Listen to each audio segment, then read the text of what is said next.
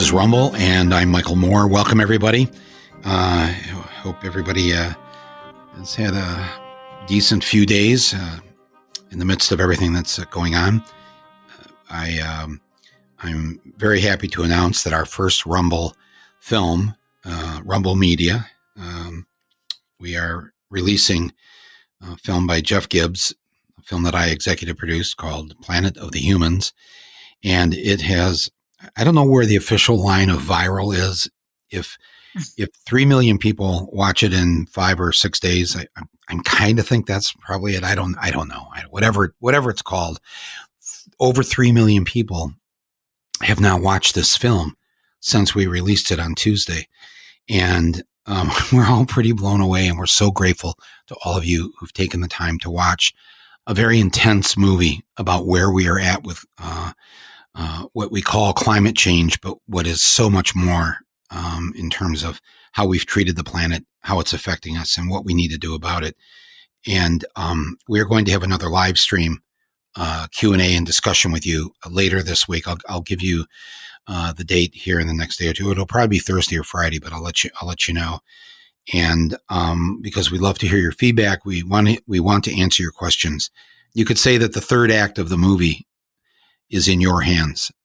The movie has to be completed by the people who see the movie, because we are all in this together in terms of figuring out the solutions and what we're going to do. But I mean, we just started Rumble here on December 17th. It's a little over 4 months now. And we're probably going to pass our 9 millionth download mark here sometime tonight, which again, that on top of the 3 million of you who've downloaded Planet of the Humans, it's been a very wonderful beginning to Rumble. And this movie is, as we told you at the very beginning, if the podcast did well, we would build upon the podcast to do other things to help the country, help the planet in what we're in, and especially in this year that we're going through. And of course, now when we started this on December 17th, it wasn't until December 31st that the World Health Organization said that we were facing something called a coronavirus. Something that we civilians, we don't know what these words mean. Then they gave it a name, and they didn't call it Barry or Bob, Julie. It was called COVID-19. And we had just started the podcast and didn't know that this would be one of the things on our agenda for this year. A lot of us were just thinking about and worried about looking forward to November 3rd. But as life happens, as it often does, things occur that weren't in the plans. And now every one of you listening to this, we've all had to deal with this. And not just those of you living in the U.S., but Canada and across Europe, Australia, Asia, Africa, South America.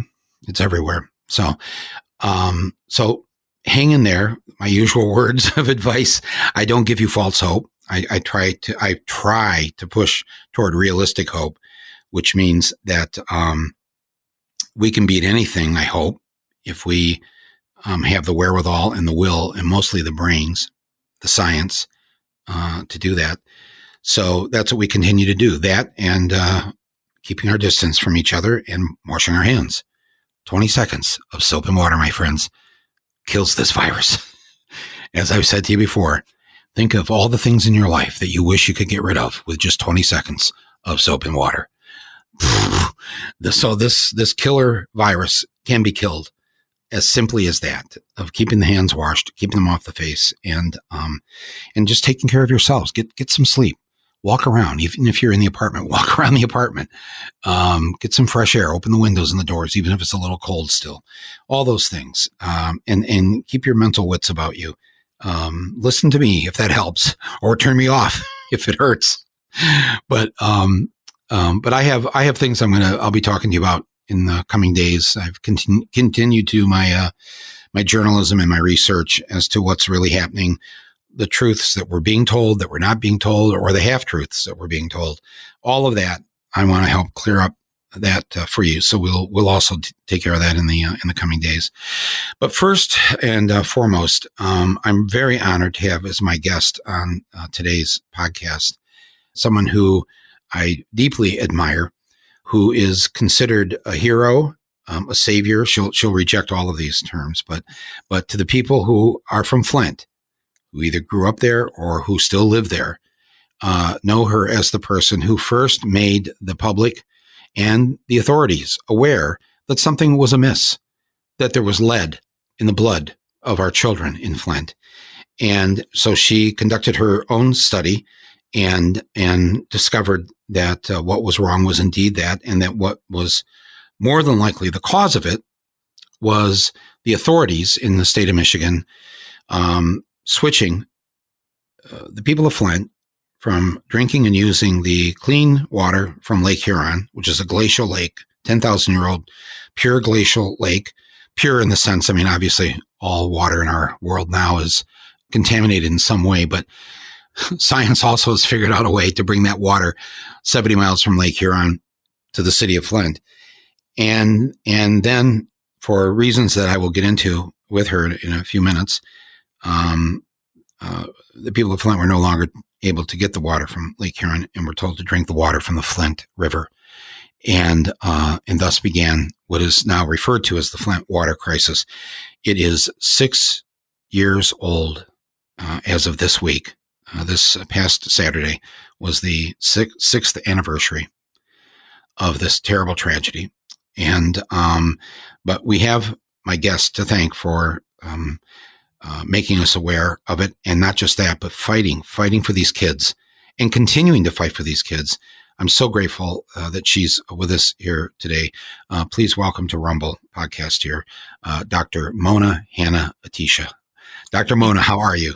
I am doing great. Thank you, Michael. It is always great to be with you. Oh, thank you. Thank you for saying that. But I had heard and that a few weeks ago you tested positive and you came down with the virus. Is that true or? Yep. So about a month ago, I developed the symptoms that we're now all familiar with of fever, headaches, body aches, exhausting, fatigue. And then a couple of days later, lost, most bizarrely, my sense of smell and taste. And that's kind of what clued me into that I probably had COVID. I got tested as a healthcare worker.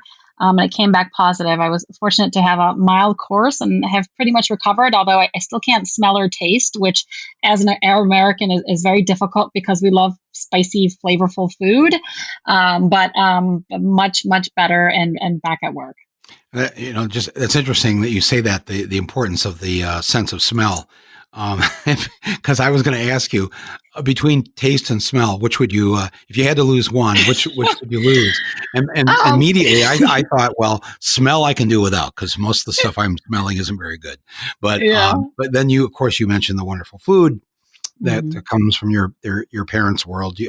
Were you born in Iraq or were you born in Detroit? I was actually born in the UK. I was born in England. My father was studying there, and the plan was to go back to Iraq. We're from Baghdad, but that was when Saddam Hussein was rising in power, and my parents realized, kind of as as folks who had a keen eye to what was happening back home, where their friends and classmates had gone missing and voices were being stifled and media was being attacked, that they couldn't go back home. So we immigrated to the States. Right. And then somehow then you ended up in the Detroit area. Is that how I remember it? Yeah. So we actually came to the Upper Peninsula of Michigan when I was 4 years old. Like I said, Detroit. Actually, the opposite of Detroit. 800 miles from Detroit. So I think when my parents saw Michigan, they're like, yay, Michigan, because that's by Detroit and Dearborn. And that's pretty much where all the Arab Americans are. But I don't think they realized that the Upper Peninsula of Michigan was about 12 hours away from Detroit. And we spent a couple years at Michigan Tech University, where my father completed a postdoc in metallurgy. And then we landed back to the Metro Detroit area, where the growing kind of diaspora from the Middle East was. Now, the Michigan Institute of Technology, this is the other MIT, Michigan Institute of Technology. Actually, it's a very fine school. Absolutely. But you're so far up in that peninsula there that literally you are you are further north than I'd say half the population of Canada, where they live down in the southern, part of the along the border and whatever. That is so far north of Michigan. It is. And can you imagine these Iraqi immigrants from Baghdad, used to the palm trees and the summers of the Middle East, and in northern Michigan, where we have ice sculpture festivals, and my father would ski to the college. Oh, geez. Yes, it would look like it must have felt like hell, except there was snow and ice. So it was actually, from my memories and my parents' recollections, it was a wonderful time because we were warmed by the other immigrants that also were there in that college campus. So there was lots of folks from all over the world that were studying at this other MIT. A lot of them engineers who had young families as well. So it was a very pleasant time. So you are a pediatrician, yes. And you teach at Michigan State University, but your day job essentially is to care for children in Flint through the MSU extension there, through the Hurley Medical hospital system there, and you. Why don't you tell us the story of what happened in terms of you were treating the children, and you started to notice certain things that didn't seem to be right. Yeah, so I have the best job in the world as a pediatrician. I get to wake up every day and hang out with our gorgeous, brilliant, brave, resilient Flint kids who give me the energy to keep going. And Michael, I'm sure you could tell the story better than I, but in April of 25th, just a couple days ago, 2014, our water source was changed. So right. So this was 6 years ago that they decided, and I believe if I'm correct at the time, Flint's elected mayor, had been set aside by an edict from the governor, where he then installed his own person that was called like a manager or emergency manager. Emergency manager, who would then call the shots and run Flint on behalf of the governor, Rick Snyder. Really in a breakdown of democracy driven by austerity, under emergency management, through a gerrymandered legislature. So there's quite a bit of backstory here. And they were looking for ways to save money. And I guess one of the ways they thought of saving money was to switch over from the water that had to travel 70 miles from Port Huron, from Lake Huron, and just dip into the Flint River, which is, literally feet away from the Flint water plant. Is that essentially what happened? Yeah, pretty much. The governor appointed emergency managers, and a series of 4 of them who just directly reported to him, and they really usurped all local control, including the mayor. So the mayor was just like a puppet mayor, and everything was driven by austerity, saving money. So as a result, the emergency manager said, push the button and take the water out of the Flint River. Now, Mona, Dr. Mona. Dr. Michael, we have Dr. Trump now, so it's okay. Everybody's kind of honorary. And I actually have an honorary degree from Michigan State as a doctor. There you go, Dr. Michael. But we will not spend the rest of this podcast calling me Dr. Moore. But the river implies that it's water. So what would be so wrong with drinking? I mean, a river is fresh water. What's wrong with drinking? What would be wrong from drinking from the Flint River? Yeah. So, Michael, you probably know some of the history of the Flint River, and it used to be a dumping ground. Yes, my sarcasm didn't come through strong enough. So the Flint River, the quality of that river is much better than it used to be, thanks to the Clean Water Act. I mean, in the past, the Flint River has actually caught on fire twice. So the quality was better, but it nowhere compares to the quality of the Great Lakes, which we had been getting. On top of being a poor quality water source, the crux of the problem was that the water wasn't being treated properly when we switched over to the Flint River. It was missing this really critical, important ingredient called corrosion control. And without that ingredient, our water that we were drinking in Flint was about 20 times more corrosive than the water that we had been getting from the Great Lakes. So corrosive control, this is where, and I think this happens in most water systems, where it's just it's an inject of this, well, I guess we can call it a chemical into the water, but a safe chemical, because the idea of it is to make sure that anything in the water doesn't corrode the pipes that it's going through. If it corrodes, because remember, these pipes were laid, 90, 100 years ago, and they were lead pipes. And so you want to make sure that the water doesn't corrode the lead and put it into the water. So you put this safe thing called corrosive control, into the water, and the water is safe. And then it's safer because the lead isn't leaching into the water. Right. So the addition of this corrosion control creates like this protective layer, a scale inside the pipes, so that the lead doesn't come out as much as it should without that corrosion control. It's a critical, important, federally mandated ingredient that you're supposed to add to drinking water. So that wasn't done. And so the first weeks and months start of the people of Flint drinking water that's from the Flint River, going through the lead pipes, and clearly corroding the lead that's in those pipes. What were the next steps that happened, and where do you come into this? Yeah, so I think, right away when that water switched about 60 years ago, it didn't seem right. And the people of Flint were loud and heroic, and they knew something was wrong. We had discolored water. Do you remember those pictures of like brown, yellow, green water coming out of people's taps? And that was from iron corrosion. So it was also corroding the iron pipes, which created that rusty colored water. The lead in water was actually clear. You can't even see lead in water, which makes it even more, difficult to diagnose. And then there was bacteria in the water because of the poor quality water. And we had boil advisories to get rid of the bacteria in the water. And boiling water is probably one of the worst things that you could do with lead in water, because if, say, you're boiling, noodles, the lead is going to concentrate in whatever you're cooking. So it will concentrate in those noodles. But for many folks, they were instructed to boil the water because of the bacteria, but it's the worst thing you could do with lead. So red flags after red flags. And I think the greatest red flag that happened just a few months after this water switch was that General Motors, born in Flint, with still some plants in Flint, noticed that our drinking water was corroding their engine parts. And I'm going to repeat that because to this day, it boggles my mind. Our drinking water was corroding engine parts, and General Motors was allowed to go back to Great Lakes Water. And the people of Flint were literally told to relax, that everything was okay, that everything met all safety, standards, and everything was in compliance. Okay, again, I'll try my sarcasm again. Clearly, Dr. Mona, you don't understand that protecting the auto parts that are going into automobiles is far more important than what people are drinking in their homes. Okay, did I pull that off a little better? That was great.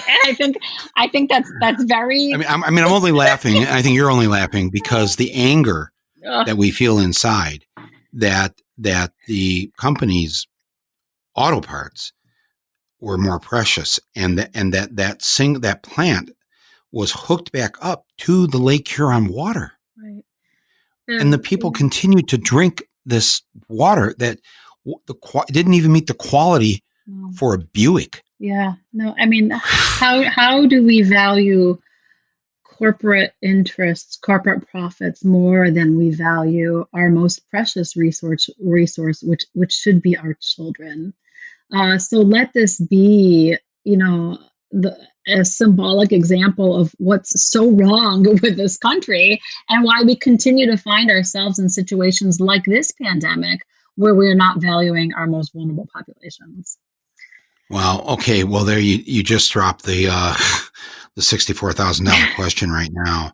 This is a tough time we're in. This is a tough time, obviously and you feel it because you ended up with COVID-19. So yeah, entirely. You're okay now, though, right? I'm great. I'm fine. I'm recovered. But it was all preventable. Every single illness, every single death that we had in this country, with proper prevention, public health infrastructure, respect of science, good governance, could have prevented where we are right now, which are the exact same lessons of what happened in Flint. We had incompetent leadership that didn't value health and people and our children. We disrespected science and scientists and medicine and doctors. We had been stripping our public health infrastructure for decades.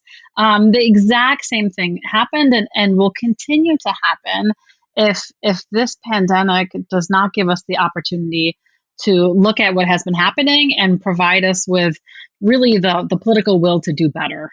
When you say that, I mean, I think everybody listening to this is wondering.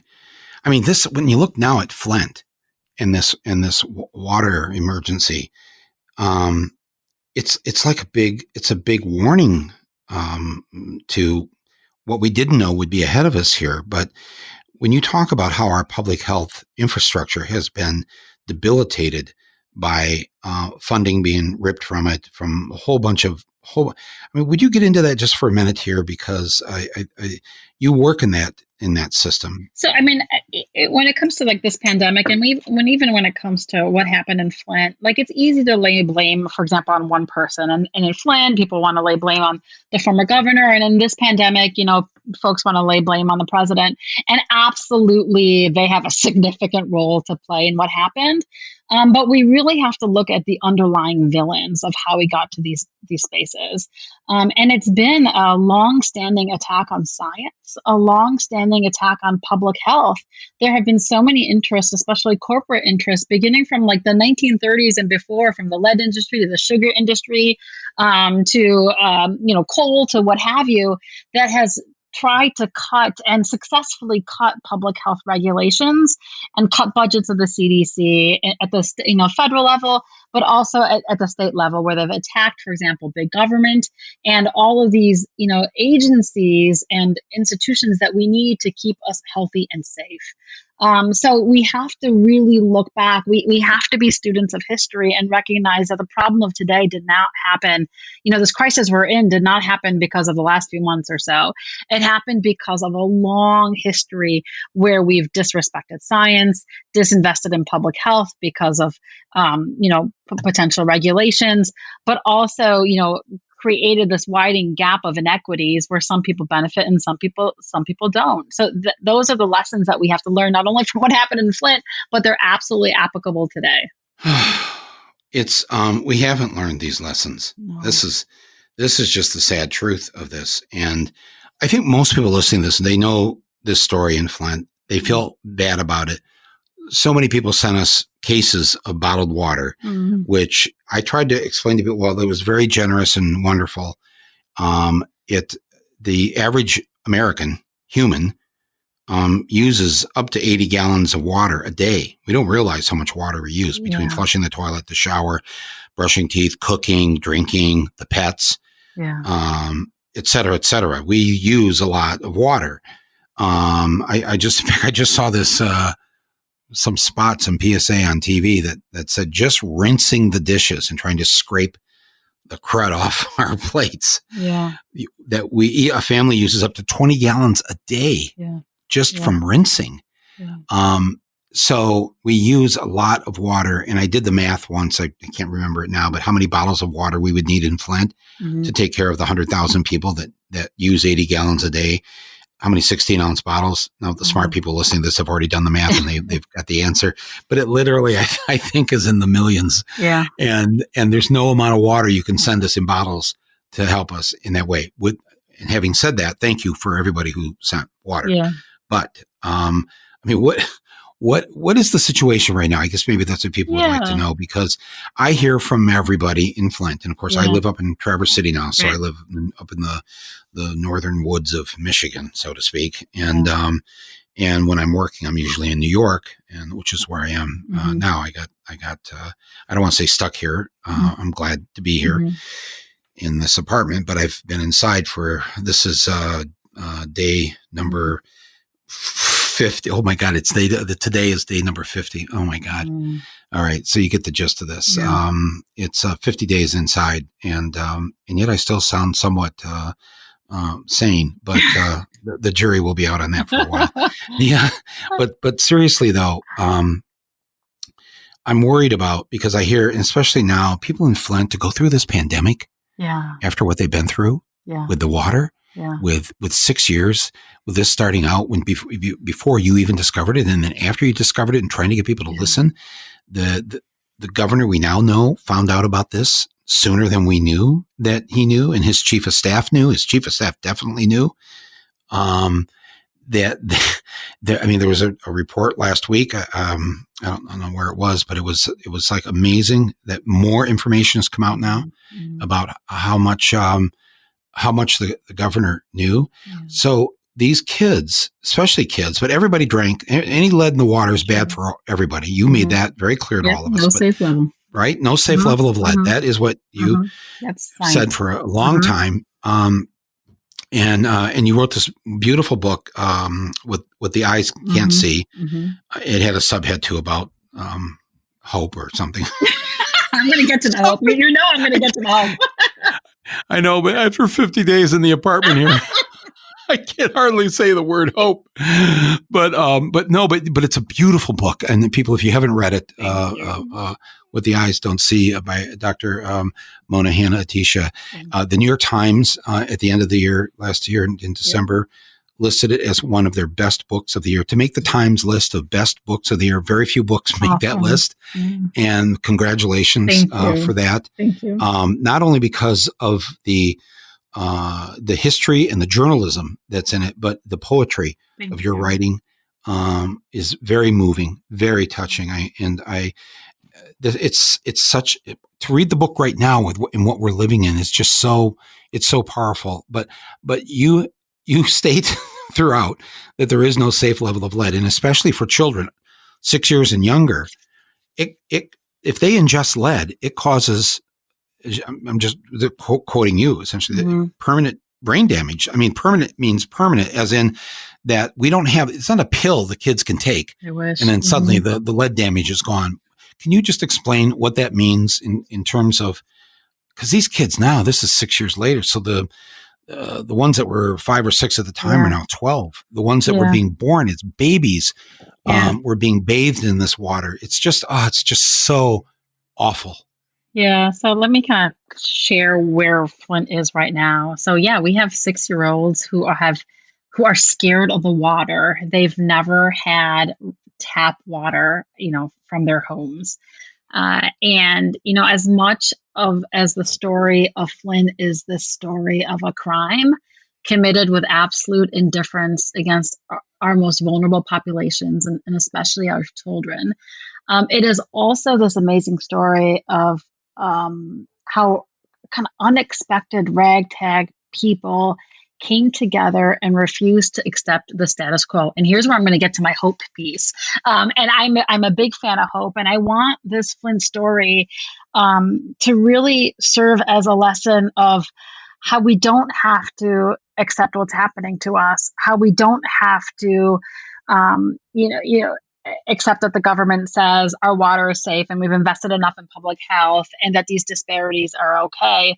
They're not okay. And Flint serves as this amazing story of resistance, of what can happen when people come together and fight back, literally fight back on behalf of their kids and make a difference. When I first shared my research, sharing that the children of Flint were exposed to lead, I was dismissed. I was denied. I was attacked by the state.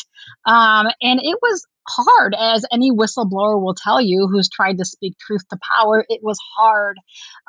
But it was also this incredible opportunity to build a team of folks who also had the best interests of the city and this children at heart. And what we've been able to do in the last few years, since building really this movement, is to put into place some of the positive interventions to support children and families in Flint. It is not enough, and it's not supported for as long as it needs to be. But things that we have been able to do for Flint are things like 2 brand new childcare centers and literacy programs and expanded Medicaid and healthcare services and nutrition programs.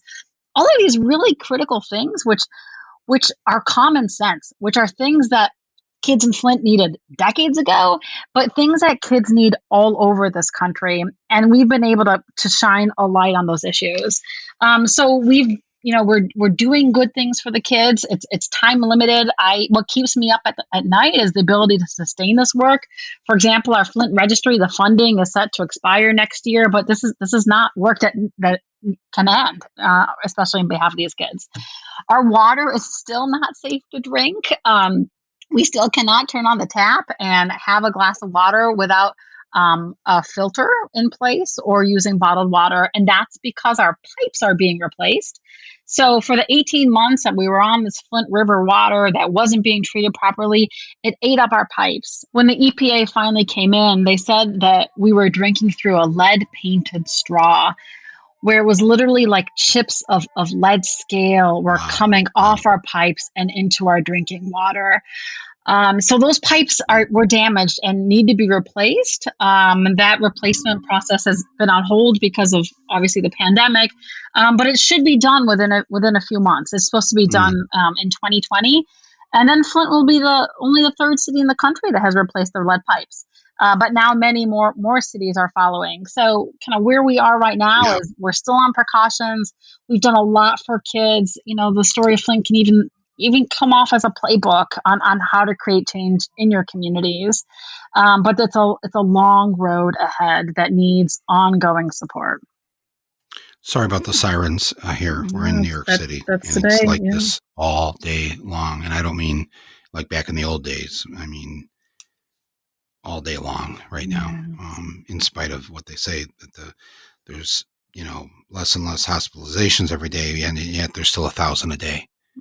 And there's still up to 400 people a day dying here. So my apologies for that interruption there. This is okay. So seems like good news about the replacing of the pipes. So here's my question though. I know that they're replacing all the mainline pipes that go down the center of the streets. And are they replacing also the pipes that go from that main pipe into every home? So the pipes that are being replaced are the service lines. And what service lines are the lines from your main to your home. Those are what were usually made of lead. Lead is a thinner diameter pipe. Lead pipes are of thinner diameter. They're not the mains. So what's being replaced are the pipes that go from your main to the front of your house. And if it was made of lead or if it was galvanized, because that can also release lead. So those are what are being replaced. Right, but the pipe that goes into the home, and the internal plumbing in the homes that got corroded, that plumbing's still there, right? Yeah, that's a great question, and the history of lead is an important history that really speaks to so much of this kind of science and public health kind of dismissal and denial.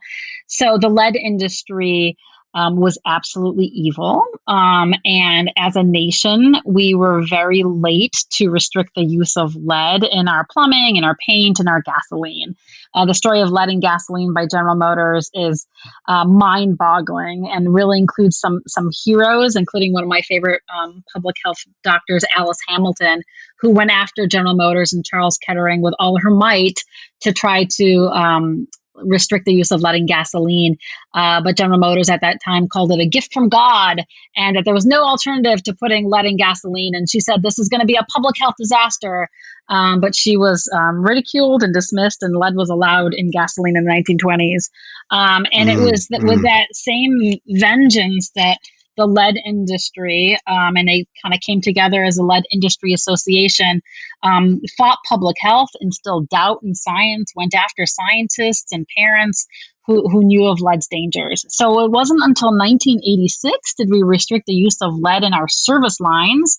And until that time, Chicago was still putting them in their service lines. But get this, not until 2014 did we restrict the use of lead in our interior fixtures and faucets. So all those kind of pipes and fixtures and faucets and solder inside our homes, those could have lead in them if they were built before, or, produced before 2014. And Michael, you tell me, do you think there's any homes in Flint that were built after 2014? Oh my God, no! I don't.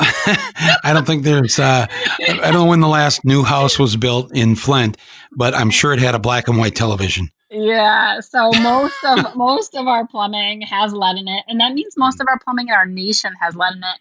And to really minimize the risk of exposure from lead in your interior plumbing, that's where corrosion control is really, really important. But that's why really everybody should consider using a lead clearing filter, especially if they have a young child or a pregnant mom. So Will that protect people though? That filter throughout the whole house? Will it protect them from lead? Yeah, Um, it has to be something called a point of use filter, and I have learned way too much about water. So it's a filter that's installed right before the water comes out, so right at the end of your kitchen faucet, because even that faucet fixture could have lead in it. So right before the water comes out of the tap is where you install these filters. They have to be certified by NSF, the National Sanitation Foundation, to clear lead, and there's certain certifications, and these are the filters that have been distributed in Flint. These filters have to be properly installed, and they have to be properly maintained. So it's kind of tricky. It doesn't always work in old faucets, and it doesn't always work in the fancy new faucets, and it requires maintenance. So you have to replace these cartridges inside these filters as well. And another alternative to get lead-free water is using like a pitcher filter, like those Brita filters, but you have to make sure it's certified to clear lead because they're not all the same. But right. using these filters absolutely minimizes your exposure to lead. But the most important thing that needs to happen, and something that I have learned, is that our national lead rules or water safety rules are inadequate. Like, we were never intended in our nation to have lead-free water. And that the crux of that is in the lead and copper rule, which is part of the Safe Drinking Water Act. The EPA had a chance to revise that earlier this year. They kind of took a hard pass and did not mandate, for example, the replacement of our lead lines, and didn't lower the action level. So kind of as expected in this administration, they failed to respect science and public health and update that rule. You and I both know people in Flint, people we know, people that we love, people that are smart. I don't know if they'll ever turn the tap on again. I don't know if they'll ever trust that water coming out of the tap unless there's some kind of real political leadership that comes in and takes care of everything and certifies it and doesn't fake drink the water to convince people to drink the water. I don't. You know what I'm saying? I mean, you must hear this from parents every day. Sure, you can share the numbers and the science, and share how the water quality is much better, and there will be folks that will never drink that water again, and that is not to be dismissed or attacked. That is to be understood. The people of Flint have gone through significant trauma where they were betrayed by every governmental agency that was supposed to protect them, and those folks failed and literally lied and covered up. So that trust will take a long time to come back. It will take accountability. It will take justice. It will take long-term support. I was recently, maybe a few months ago, at a conference of philosophers, really smart people who ask wonderful questions. And this question of trust came up, and a really smart philosopher said, well, don't you think it's important to always have a healthy dose of mistrust? And this person was spot on. We all need to have that healthy dose of mistrust. We have to keep our eyes open. We have to keep asking questions. We have to verify, then trust. We have to see the data. We have to hold folks accountable. So I don't think we should ever have blind trust in anyone or any government. We should always, all of us, have a healthy dose of mistrust. What do you say? Okay, so I do. I have that. It's on my resume. You do. It's on. I even put it on my census form. Because here's this. I am the perfect example of this. So when I am back home in Flint, or if I stay out in Davison, where my family, where I grew up and went to school, I bring water with me. If I go to a restaurant with friends in Flint, I either bring the water in with me, or they have box water, or a plastic bottle that clearly the cap hasn't been opened. When I stay at the hotel out there in Davison, I don't know the difference anymore between a motel and a hotel has room service, right? I don't know. Right. I mean, you can get like a sandwich or something, right? If you're in a hotel, If a place calls itself a hotel, it should at least have something more than just a candy machine, right? I don't know. That's how it's a wonderful place. I'm not putting it down. I'm just saying, though, they have a sign on the front counter that says, this establishment does not use Flint water. And it's so sad to have to look at that. But it's true. I'm happy. In fact, I don't know if it's true or not, whether they do use Flint water, but I will stay there when I'm visiting family or friends, and I won't stay in a place. So what's wrong with me? What do I need to change? Or maybe I don't need to change. Maybe that skeptical eye is I'm doing something right for myself by not taking the chance. Yeah, there's Michael, there's nothing wrong with you. You're perfect. But no, you're Wait, can you just say that? Let's say that one more time. I want to get that on my ringtone. The doctor said, there's nothing wrong with you.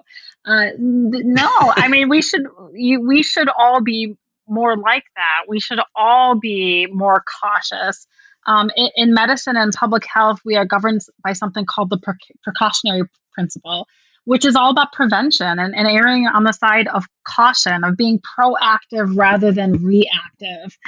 So we all should practice more of that, because right now, the way that our government and our systems and our public health system is, and this is another lesson from this pandemic, we are too reactive.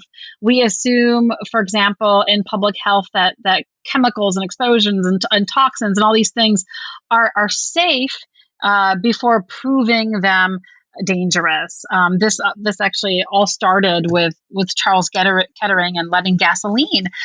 There's this phrase that was established called the keyhole paradigm, and it was named after one of General Motors' lead apologist scientists who made a deal with the Surgeon General and said, if we can prove that leading gasoline is harmful, then we'll take it away. And that set this precedent of innocent until proven guilty. But we're not talking about the criminal justice system. We're talking about the health and safety of our populations. So, we should be governed by the opposite. Let's assume something is dangerous and thus practice prevention and precaution rather than, exposing our populations and our most vulnerable populations to something. So we should all have that sense of skepticism, but really be governed by prevention.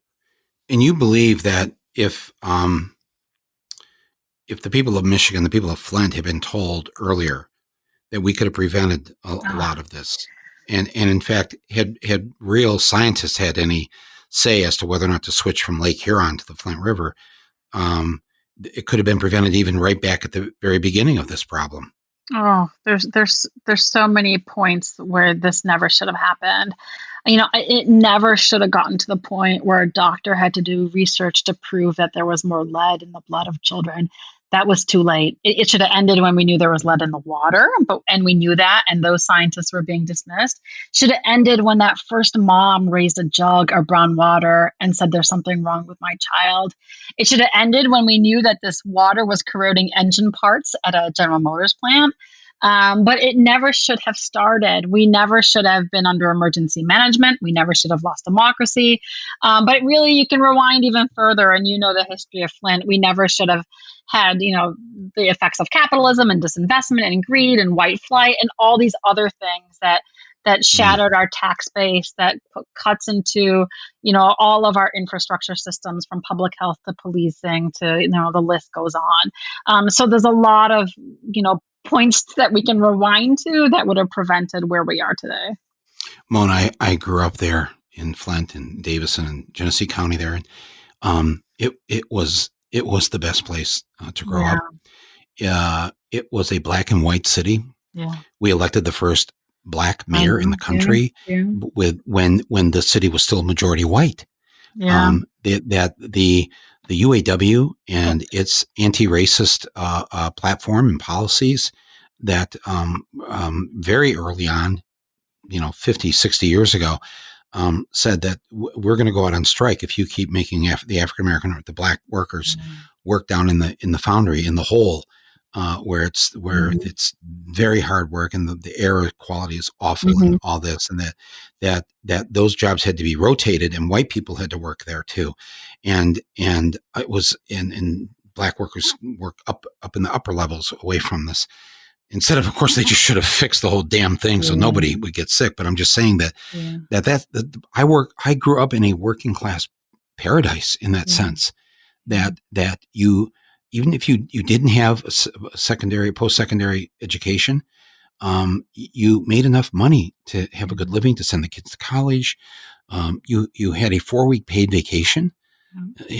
There was no health copay insurance. or medical deductible. You had complete health insurance, complete dental insurance, eyeglass insurance, everything, because the union fought for it. The union won it.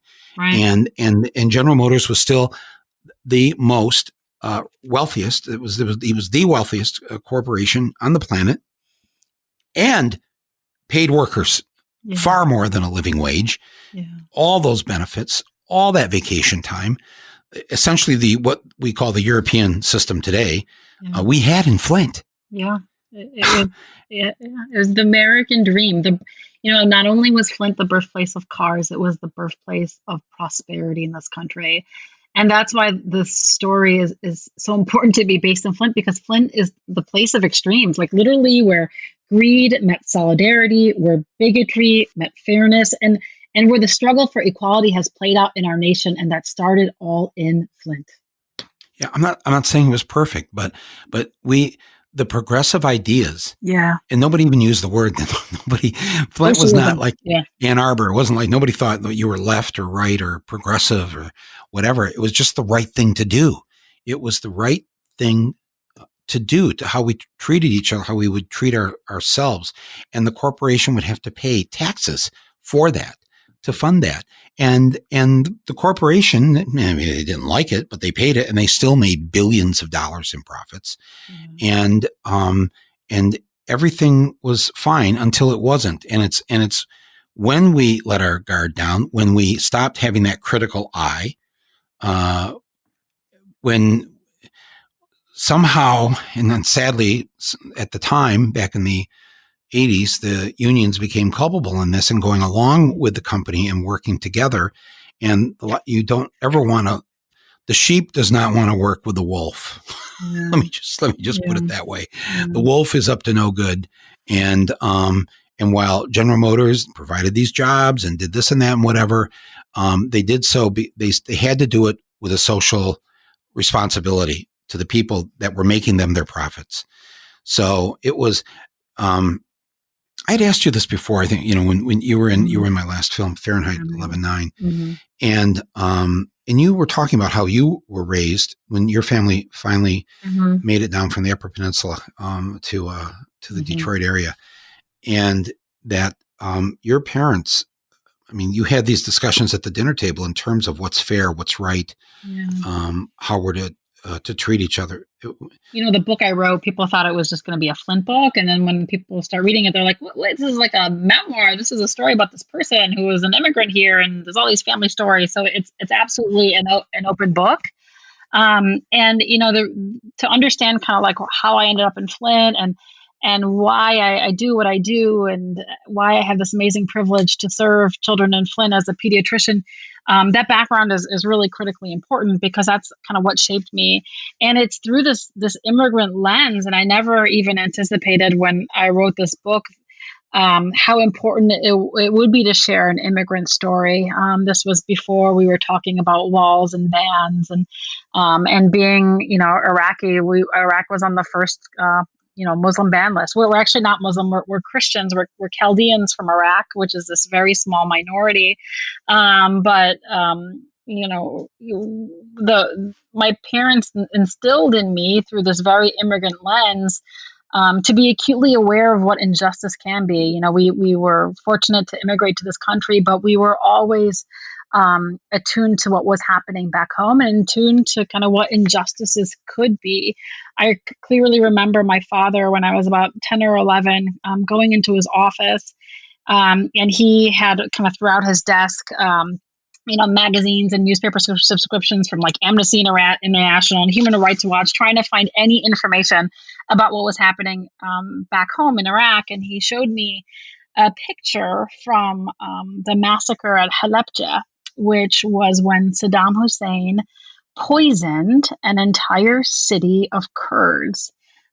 5,000 people died that day, and to date, it was the largest chemical weapons attack. And I was 10 or 11, and you probably shouldn't have showed it to me, but that's kind of the milieu of my childhood, and that gave me nightmares, and that taught me what people in power could do to vulnerable populations. And it was with kind of that perspective that pushed me to medicine, pushed me to service, pushed me to be in Flint, pushed me to almost have this kind of heightened antenna for injustice, no matter where my community may be. And just like in kind of anybody's life or family story, it's complicated. My father worked for General Motors. Our family benefited from everything, that corporation had done, except when my dad lost all of his retirement when they went bankrupt. However, we not only, here he was, working for a company, yet we would follow what was happening in Flint and other communities, and we would follow what was happening with globalization. And despite being kind of this General Motors employee, he was still an old school leftist, who, was trying to share the importance of what it means to kind of stand up for justice and fight for folks who are more vulnerable. So that's kind of the background that I grew up in, which pushed me to be where I am and to kind of think like I think, and to really use medicine and health as another form of social justice. If you do not have your health, and if we have these kind of, striking inequities in health, which we are seeing right now with this pandemic, and which is what we see, what we saw obviously in Flint, then what do we have? Well, what we have right now is this pandemic that we're in the middle of. And I know you're not an epidemiologist or whatever, but you are a doctor, and you, I consider you also a scientist because of the work you've done and the discovery that you made. But can we talk about this for a few minutes? Because I think as you said, there's so many lessons that we learned with Flint and with the Flint Water situation that right now, I think, well, first of all, to use the words you used regarding Flint, this was preventable. Certainly the extent of how awful it's become did not need to go to this level. There were people that wanted to ignore it, push it aside, say it was something else. It'll be over next week. It's going to be a miracle. Just you watch. I mean, on and on and on. And now look, where we're at. And frankly, the people that I speak to as I do these podcasts occasionally to give updates on where we're at with this pandemic. And I'm not a doctor and I'm not a scientist, but I have some very good people and sources at the NIH, at various levels of government, at some of our top hospitals, research hospitals in this country. And I'm always loath to have to want to tell people sort of the awful truth. But Dr. Zeke Emanuel, who was at the NIH for many years, and people have seen him a lot on TV recently. A few weeks ago, he just blurted out on CNN that this is at least a 2-year pandemic. And Wolf Blitzer lost it and totally changed the subject, did not want to have people be depressed and listen to that. But, but he, Dr. Manuel, kept trying to explain to people, here, this is just the fact of where we're at. And instead of shying away from it, let's deal with it. And let's see what can we do to figure out how to, first of all, survive, but then how do we live what we used to call a normal life, which I don't think we're going to go back to. What's your sense of it? What are you telling yourself? What are you telling your husband or not your kids, but just the adults in your life? Because they must ask you, you're a doctor, you're used to being asked for everything from ingrown toenails to, here, look at, listen to this cough.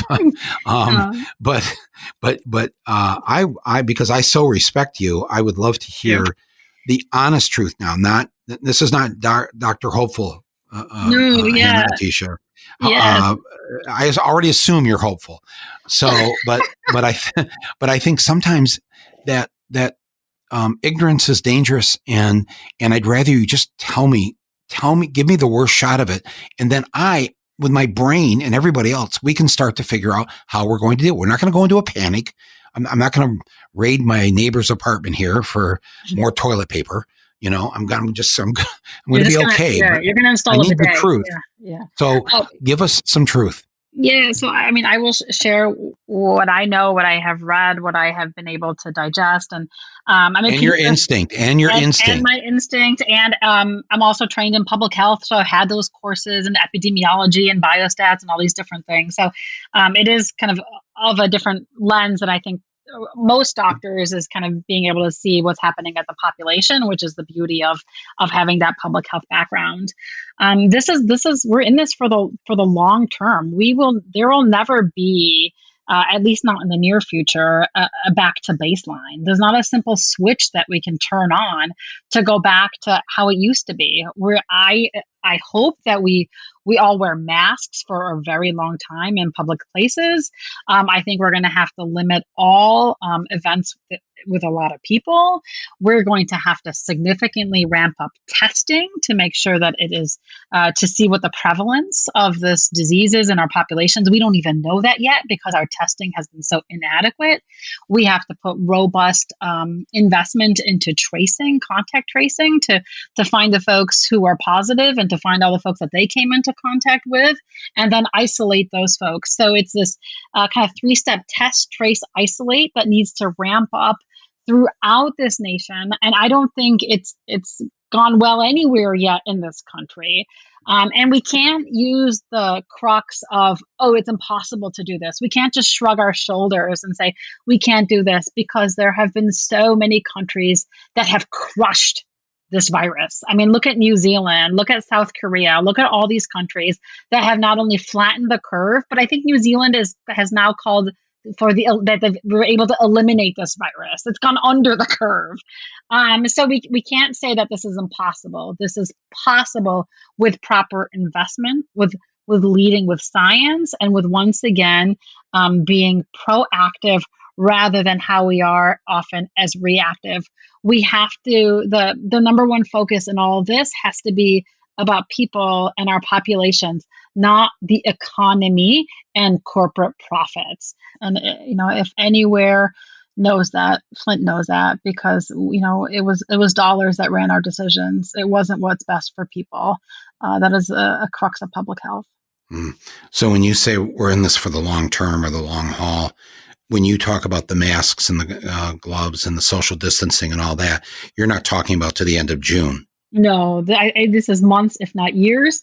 And there's going to be resistance. I read this great article about the 1918 pandemic, and folks wanted to open up early. And in San Francisco, they were mandating masks, and what rose was an anti-mask society.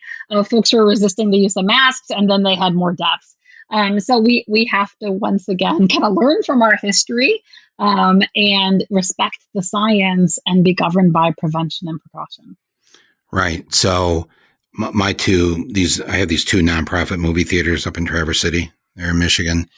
They're not going to open anytime soon, are they? And when and if they do, people are going to be wearing masks. Those who work there, those who come to see a movie there. Yeah. We're going to have to block off seats and whole aisles so that they sit far enough apart from each other. Yeah. And we have to protect our employees, like the folks that work at that movie theater, the folks that are preparing our food, the folks in public transportation. These are not disposable people. These are what we now refer to as our critical infrastructure. They are keeping our country running, yet we have failed to properly protect them, and obviously healthcare workers too. Yes, but the people who are stocking the shelves at night in the grocery stores, they come to work putting their life at risk so that we can eat food, because we need to eat. We need water. We need, whoever's working the water plant right now, making sure that when I do turn that tap on, that water does come out. Yep. And so we need to have enough, PPE for all these folks. And we don't have enough right now. What are we going to do here? I mean, the despair, when they're listening to you and I talk about this, they have this sense that I don't. We're going to vote. We're all going to vote. That's what we're going to do. Yes. I want, I want to make a little button or some kind of poster or something that says, I will crawl through broken glass to vote on November 3rd. Like, I don't care what it is. but we need mail-in voting. We need to make sure that it's not tinkered with.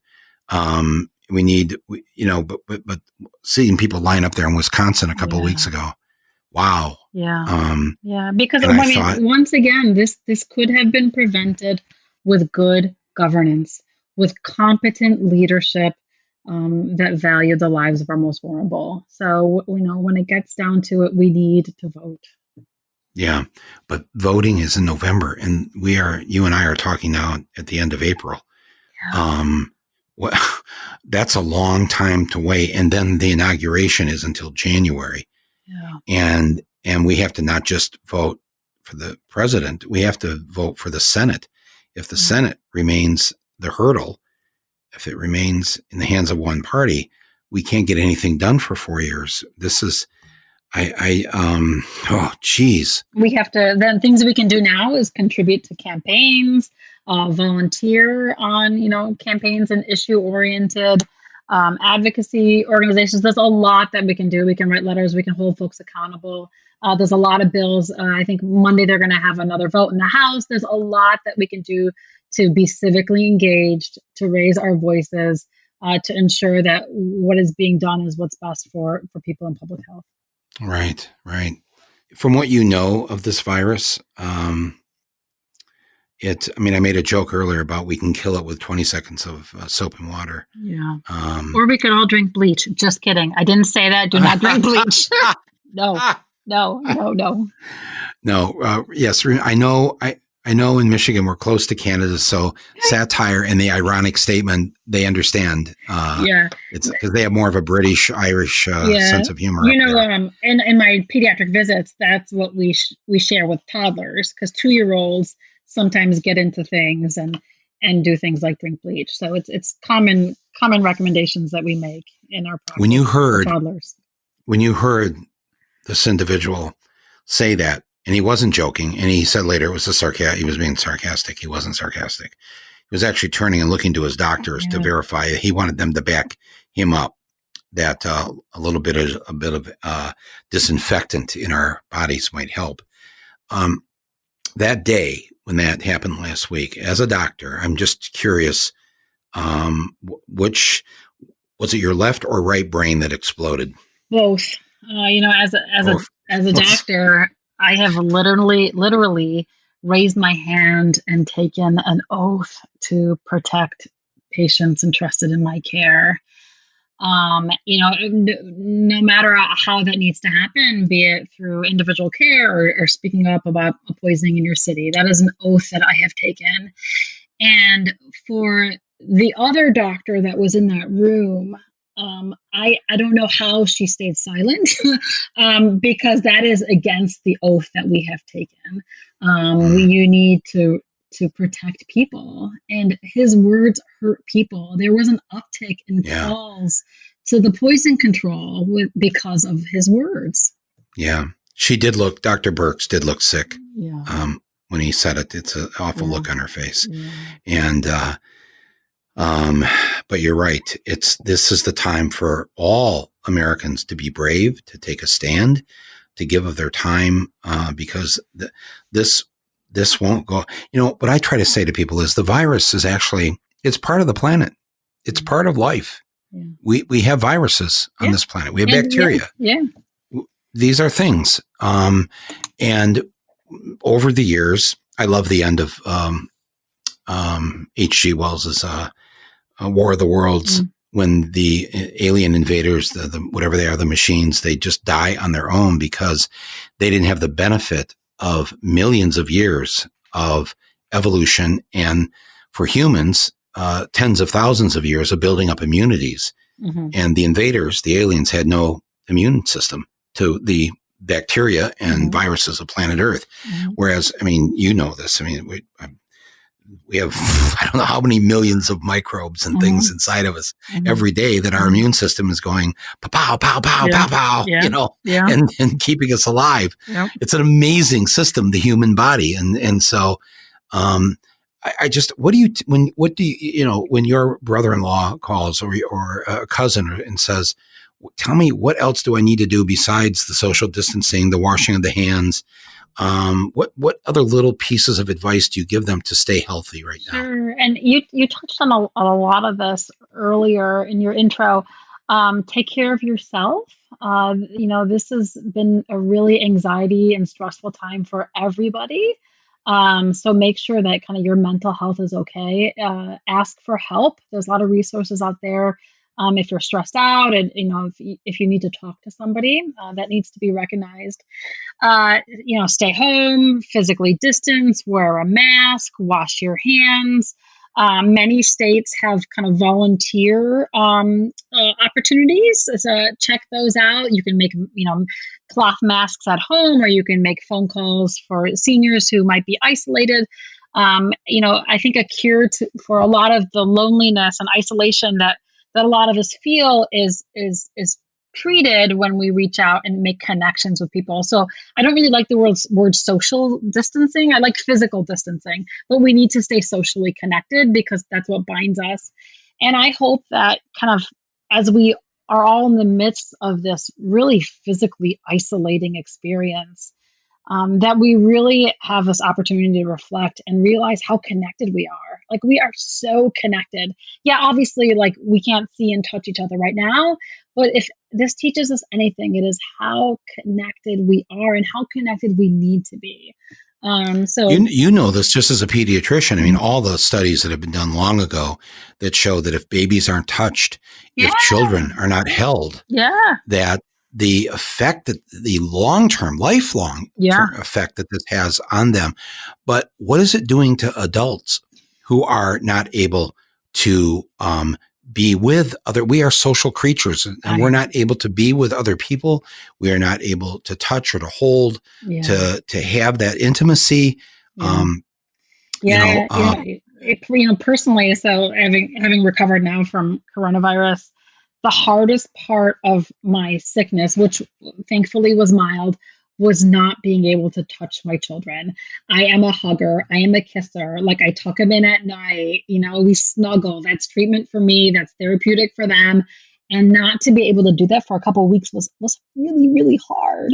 But fortunately, like, thank goodness this happened now rather than 15 years before, when we didn't have FaceTime and Zoom and all these amazing technologies that enable us to actually see each other. So, I mean, my parents or my kids FaceTime with their grandparents every day, and they have like virtual cooking classes, and they hear old stories of back home or whatever. So there are some things that can connect us, that we should try to use more.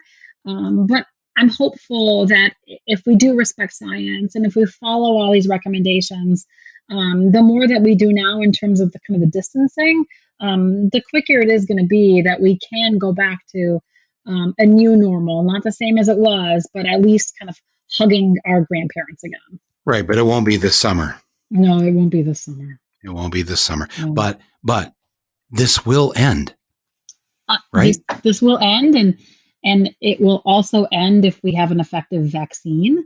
But that's not for 1 or 2 years away, and that's also a concern in this society where we have many folks who do not vaccinate their children. Will they vaccinate their kids and their loved ones for this deadly disease?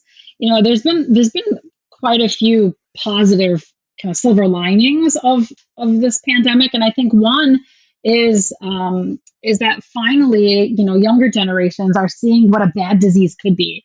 Like, so many folks never saw measles or, diphtheria or polio or all these things that we don't see anymore because we have vaccines. But now here's something that's really bad, that's killing people. And like, oh my gosh, a vaccine can maybe prevent, more people from getting sick. So I'm hopeful that we'll actually have a little more vaccine acceptance after this pandemic. And what do we do about the anti-vaxxers? I mean, will anybody want their child in a classroom again with the child of people that believe they shouldn't be vaccinated?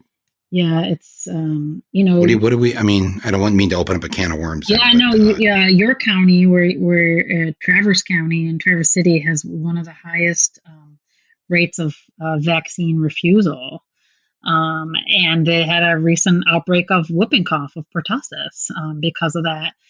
So I think it's very selfish of families to put others at risk. So yeah, I understand that you may not want to get a vaccine for your kid. That's fine for your kid if they lived in a bubble and they never interacted with other kids or other people in our society. However, there's other folks out there who are immunocompromised. Their immune system is not that strong. They're battling cancer, or they have another condition that makes their immune system weak, that vaccines don't work as well for them. They're putting all those other people at risk. So this gets back to the crux of who we are as a society. Are we more of a we people where we take care of each other, or are we more of an I people? Well, I know the answer, sadly, to that. I hate to say it, because one of the great things about this country, even though we mostly at the beginning spoke English, not everybody spoke English though, and but the first, not English word, but the first American word that was written down legally was the word "we." Yeah. We the people. Yeah. It's right at the very beginning of our Constitution, and the countries that live in the place of "we" have so many better things than we have in terms of their social structure and how they treat each other and take care of each other. And those who operate under the concept of me, are the ones that hurt and suffer. And this is why I think that you're right. The silver lining of this is we are going to, post-pandemic, live differently with each other. I hope so. And we're going to love each other in a way that truly practices the golden rule, that I don't want your child to get sick because I won't treat my child the way it should be treated, he or she should be treated. That I think that thinking, I hope that thinking will be gone. And I watched a really great movie about this, Where'd Invade Next, which talks, which shares a lot about the we countries versus the me countries. Where you said that was called where to Invade Next? Yeah, I forget. Where to Invade Next? Yeah. Okay. I'm laughing because, of course, if you don't know this, I made that movie back in 2015. But basically, yes, I go to 9 countries, from Tunisia to Norway to and I show my fellow Americans what life would be like if everybody had healthcare, if everybody had a decent job, if the kids had a 4-course meal for lunch like they do in France. Lunches. Oh my goodness. That's the crazy scene in the movie. I love that. To see how they treat their children at lunch. They don't feed them Thursday surprise. No. Or mass incarceration or any of the other things that paid leave. Paid leave. How about the law in Germany? Now they've passed it in France, where the boss can't call you at home after work unless it's like a true emergency. Yeah. They can't send you an email from work after 5 or 6 o'clock, like because they respect the fact that that's your family time, that's your downtime, and I think we'll get healthier. These are we could become healthier societies. Like, the science is also clear. These are the places that spend less on health care because they invest in what makes you healthy. And we're doing the exact opposite. We spend so much money on health care after people are sick, yet we don't invest in these things like childcare and school lunches and universal health care and paid leave, all these things that this pandemic is, making us all rip open and see what's happening glaringly. These are the things that make people healthy. These are the things that prevent disparities. And this is the direction we need to be going. I think that we're going to have less of this disparity. I know that there are millions of people in this country that admire and idolize the president. I know there are people who believe the Earth is only 6,000 years old. And it's flat. I can live with them. Too. And it's flat, yes. And but I know the vast majority of our fellow Americans now, especially now after this pandemic, they see the broken healthcare system. They see how we need to be like Canada and these other countries. Yeah. We need to take care of each other. when they've been letting out so many people out of prison because it's one of the hot spots for getting this virus. They never should have been in prison. And the governors are all saying, we're only letting the people out that didn't really do anything serious. And I'm thinking, well, then why were they in there in the first place if it wasn't serious? Don't we have other means to take care of and help people that have made a mistake, that are addicted to drugs, that have mental health issues? I see a day very soon, post-pandemic, when we are going to never want to go back to this again. We're not going to want to see the next pandemic that where it won't just be the virus lives for 20 seconds in the air. Yeah. That, whenever it becomes airborne, we don't. I'm with you. I'm ready. I'm ready for that. I'm ready for that day. Aren't you? Absolutely. Well, do you hear this outside the window here? Can you? It's at 7:00. It's all the cheering in New York. Oh, that's awesome. Every now and then when I happen to be recording at this time and the people are cheering, they're whistling, they're banging on pans. That's beautiful. You should go out there and sing opera. Yeah. Oh my God. That would so scare the neighbors. Yes. Oh, that's do you hear beautiful. that? Yeah, it's beautiful. It's beautiful. It's like a primal yell too from people. They're cathartic. It's absolutely cathartic. It's cathartic. They don't want this anymore. They don't want to live like this anymore. That's why I'm hopeful. I'm hopeful. Listen to that. Let's translate that to activism and resistance and voter turnouts. There you go. Dr. Mona, I so appreciate you talking to me today here on Rumble. Thank you for the work you've done to help Flint. Thank you for writing this great book, What the Eyes Don't See. Thank you. When are you going to go back to work? Are you still recuperating and recovering? Or I'm working. I'm not telling you have to go back to work. I'm working remotely. I'll be back in clinic next week seeing patients. Oh my God. Yeah. Well, a good silver lining in medicine is the use of telemedicine. So we should have been doing this a decade ago. So now we're able to reach people a little easier, especially those who have difficulty accessing transportation. Well, it's great. Crazy outdoors. That's a good thing. Yes, many good things that will come out of this. And for those kids in Flint, for the parents of those kids who might be listening to this, especially the ones who are between 6 and 12 years old, the behaviors that you're seeing now as they are tweens and getting ready to be teenagers.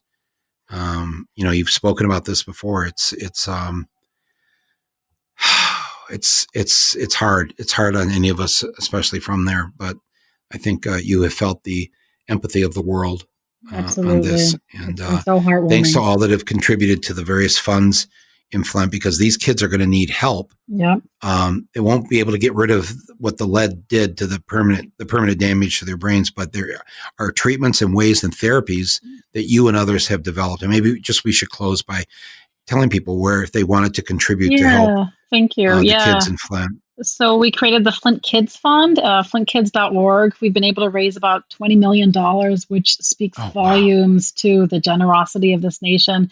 We've given out about $8 million, and that's gone to playgrounds and children's books and breastfeeding support and home visiting, all these things that science tells us will make the lives of children better. But this is long-term work. So if you are willing to give to flintkids.org, but just find something you care about. And there's a lot of things out there and contribute to that. Wow. Thank you. 20 million. I did not realize it had gone that high. It's amazing. It's really amazing. I think the people in Flint are very grateful to those of you who have helped us from around the country and around the world. And, when I think of what our grandparents, my dad, my uncle, great grandparents, all who worked in the factories in Flint, who held those strikes in the early years to get a better life. They created the middle class. It didn't exist before. You did. It didn't exist. There was those who had money, and then everybody else that worked 7 days a week, 12 hours a day in brutal conditions. And that's what America's all about. It is that solidarity that we need to get back to. But it was a gift that Flint gave the world in terms of that fight and and how it resulted in a better life. Yep. And the fact that people have given back to Flint in this time that has been a dark time for many, many years, long before the coronavirus. Right. I'm grateful to those who've helped. I'm grateful to you. And let's talk again soon. And please stay well. And I hope your husband and your kids are okay too. Likewise. It's great talking to you, Michael, all the time. All right. Be well. You too. Take care. And to everybody listening, we'll be back again very soon with our next Rumble podcast. Please join us then, and take care of yourselves, and don't forget to wash your hands. All right. Take care. Bye.